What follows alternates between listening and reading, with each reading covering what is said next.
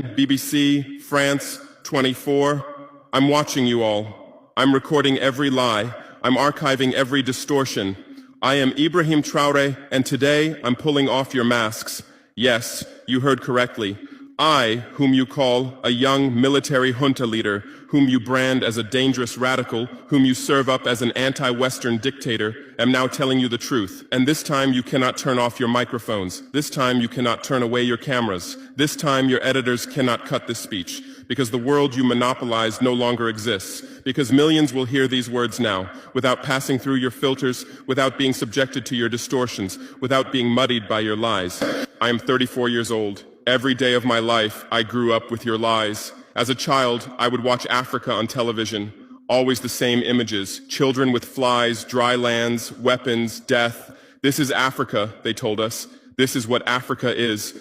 And we believed it. We were ashamed of ourselves. We were ashamed of our own lands, of our own people. But then I grew up. I read, I researched, I questioned, and I understood that the Africa you showed us wasn't real. The story you told us was a lie. The fate you imposed on us was a script you had written. For years, how have you portrayed Africa? How have you shown it? How have you sold it to your viewers? As if we were creatures who had no share of humanity. As if we were savages left outside of civilization. As if we were wretches waiting for you to save us. Every day, every hour, every minute, the same story plays on your screens. Hunger, war, disease, corruption, terror, chaos. These are the words that come to mind when Africa is mentioned.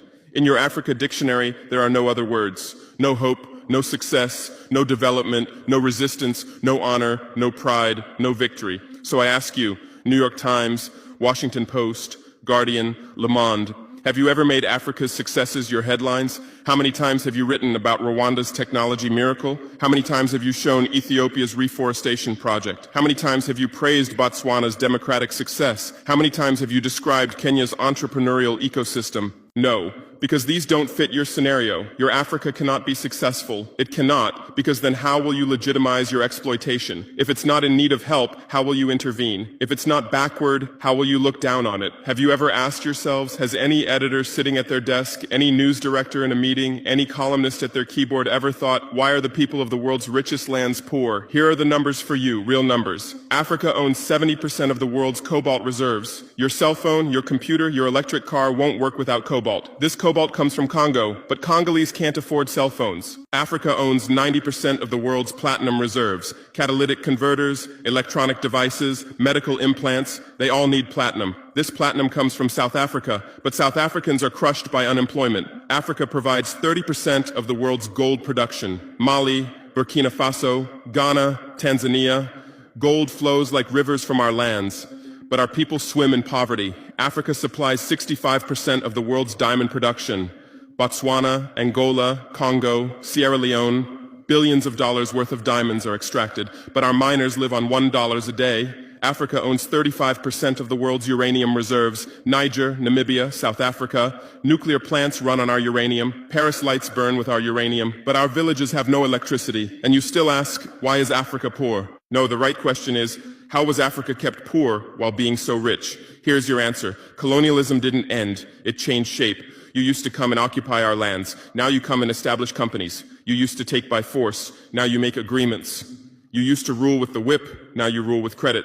Let me give you concrete examples. With numbers, names, dates, but you'll never write about these.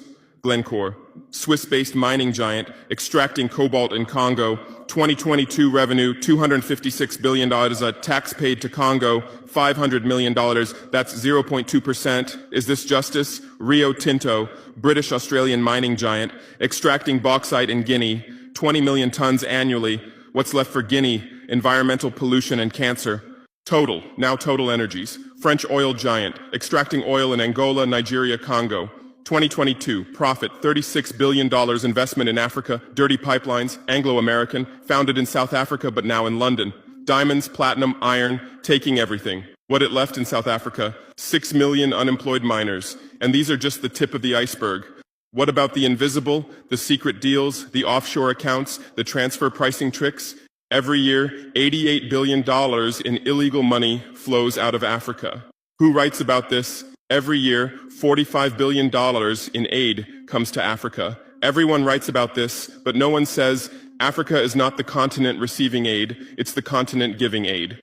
While you zoom your cameras on swollen bellies, there is a huge system working silently in the background. Every day, tons of gold, diamonds, cobalt, uranium, oil leave our land. But how? Here is the system. Step 1, create corruption, bribe our leaders, open offshore accounts, promise them a life of luxury, send their children to your schools. Step 2, make deals, get 50-year, 99-year concessions, ask for tax exemptions, be exempt from environmental rules, ignore labor rights. Step 3, control the infrastructure. Take over ports, airports, railways, but only from the mine to the harbor. Don't build roads to the villages. Don't bring electricity to schools. Step 4, provide security. Set up private security companies. Arm them. Declare protesting. Step 5, silence the media.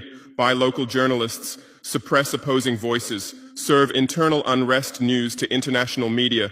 And this is how the system works. It's been working like this for 100 years, and you don't see this system. You don't want to see it, because you're part of the system too.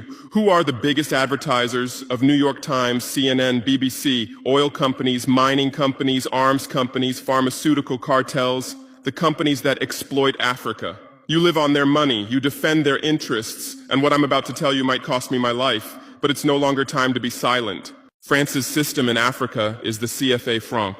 14 African countries still use French colonial currency. 50% of these countries' central bank reserves sit in the French treasury. France applies negative interest to this money, so we pay France to use our own money. Through this system, France transfers $500 billion worth of resources from Africa every year. Does anyone write about this? No. But when France gives Africa 10 billion euros in aid, it makes headlines. Britain's system is more sophisticated. London is the world's money laundering center. City of London, offshore paradise. Every penny stolen from Africa passes through London. Jersey, Guernsey, Cayman Islands, Virgin Islands, all under British control. Africa's wealth hides there. America's system is AFRICOM, Africa Command, 46 military bases on the continent. Official purpose, security. Real purpose, resource control. Drones in our airspace every day, listening devices everywhere.